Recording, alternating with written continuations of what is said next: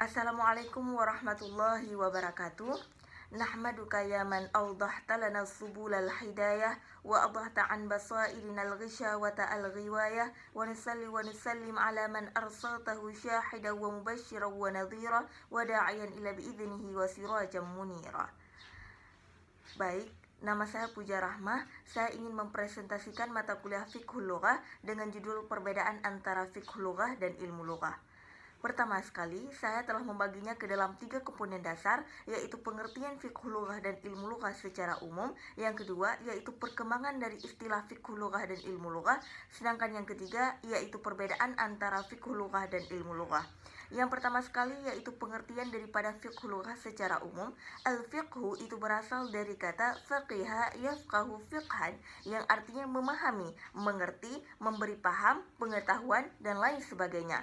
Dan al-fiqh ini merupakan sinonim dari kata al-ilmu, yaitu mengetahui, memahami, pengetahuan, dan lain sebagainya.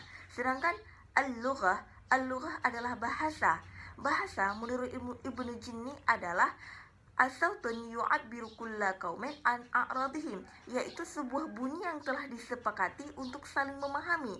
Jadi bahasa itu adalah merupakan kesepakatan satu kaum atau masyarakat di mana hal tersebut digunakan untuk memahami satu individu dengan individu yang lainnya.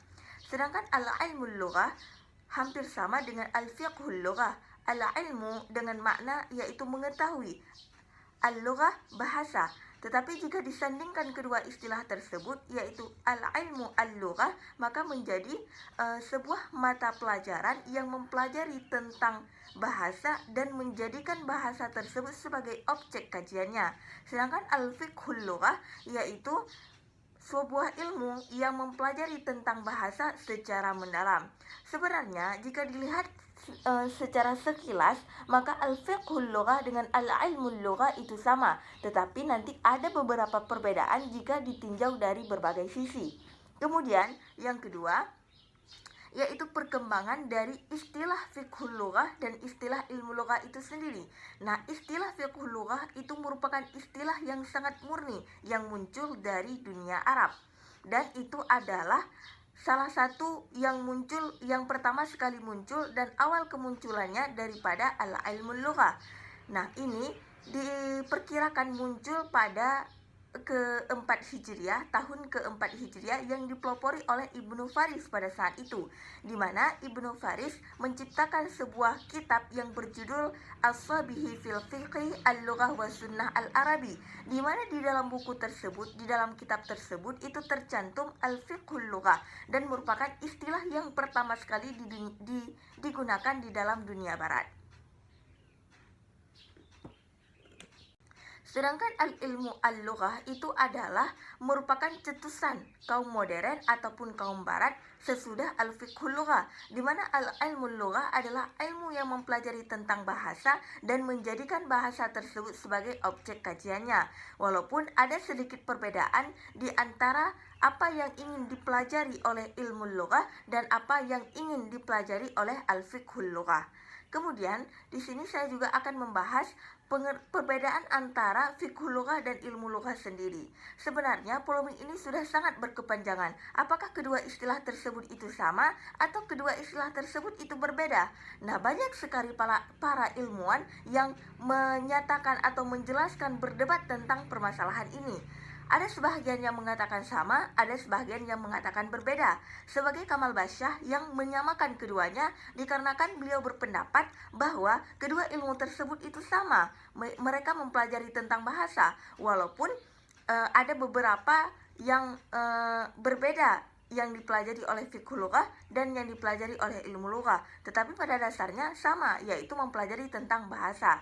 Tetapi Subhus Salih itu membedakan kedua tersebut dengan berbagai perspektif dan beberapa faktor yang telah ditinjaunya. Sebagaimana yang dikatakan oleh Yakub bahwa ada beberapa sisi yang membedakan antara fiqhul lughah dan ilmu lughah. Yang pertama, jika dilihat dari sisi sudut pandang, maka fiqhul lughah itu hanya mengkaji tentang bahasa dan mengkaji tentang budaya juga. Sedangkan al-ilmul lughah itu hanya mengkaji tentang bahasa. Kemudian dari sisi ruang lingkupnya, maka al-ilmul lughah itu lebih sempit daripada al-fiqhul lughah. Maksud lebih sempit di sini yaitu al-ilmul lughah itu hanya mempelajari tentang bahasa, aspek-aspek bahasa dan lain sebagainya, mempelajari bahasa secara struktural internal saja. Sedangkan al-fiqhul lughah itu lebih luas, yaitu menjurus kepada budaya, bahasa dan lain sebagainya. Dan secara historis, fiqhul lughah itu lebih awal munculnya daripada al-ilmul lughah. Dan secara pencetusnya, fiqhul lughah itu tidak memakai bahasa ilmiah, sedangkan al-ilmul lughah itu keilmiahannya telah diakui. Sedangkan dari segi penelitiannya, al-fiqhul lughah bersifat historis komparatif, sedangkan al-ilmul lughah itu bersifat deskriptif sinkronis.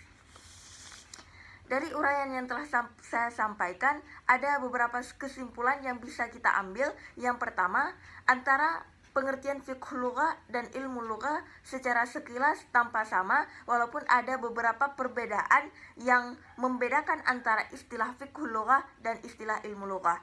Dan jika dilihat dari awal kemunculannya, maka fiqhul lughah itu lebih awal munculnya daripada ilmu lughah.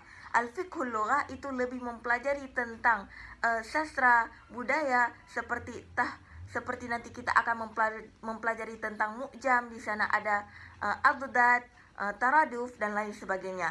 Sedangkan al-ilmul lughah kita lebih mempelajari tentang bagaimana perkembangan bahasa, kelahiran bahasa, turunan dari bahasa Samiyah dan bahasa Hamiyah. Sebenarnya jika dilihat keduanya itu sama-sama mempelajari tentang bahasa dan menjadi bahasa dan menjadikan bahasa sebagai objek dari kajiannya.